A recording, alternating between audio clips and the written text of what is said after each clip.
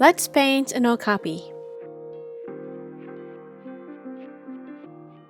I begin the process by painting a lot of different sketches, though at this stage I hadn't really decided which animal I wanted to paint.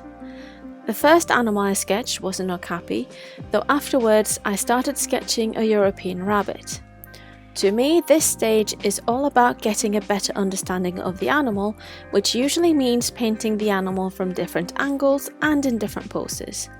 References were used for each of these sketches. If you have any questions about my process, let me know in the comment section. In the end, I decided to paint the okapi, though I actually painted the rabbit after the project was finished as a little bonus image. I've mentioned previously how important reference images were during the sketch phase, but I find them as important while creating the finished image.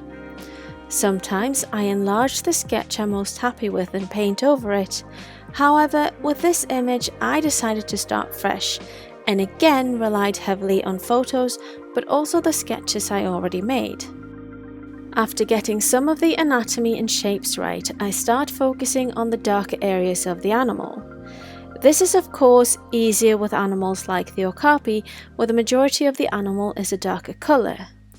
However, they tend to pose a different challenge because if there's too many dark areas, you're left with a big dark blob or a black void.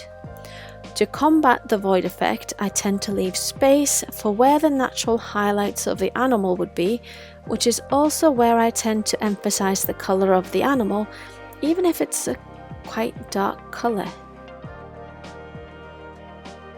For most of these animals, I keep the layer with the darkest areas close to the top of my layer stack, and I add the colours on layers underneath.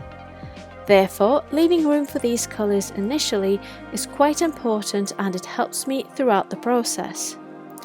That said, I also often add highlights and additional colours on top of the dark layer, though sometimes I intend on only colouring over the dark areas, and in those cases, I create a layer directly over the dark layer which I set to clipping mask. This way, any colour I add is only visible within the darker areas. Thank you so much for watching. More process videos are up on my YouTube channel, and check out my social media accounts and my website for more of my work.